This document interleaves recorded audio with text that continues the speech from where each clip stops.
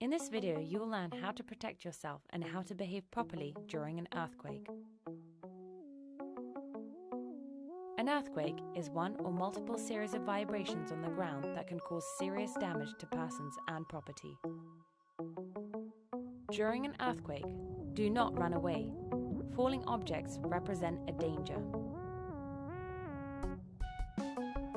If you're inside, take shelter under a sturdy piece of furniture or in the corner of a wall.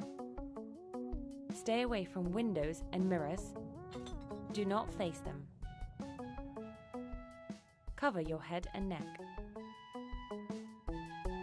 If you're outside, stay away from buildings and everything that could collapse. If you're driving, pull up your car at a safe distance from everything that could fall down.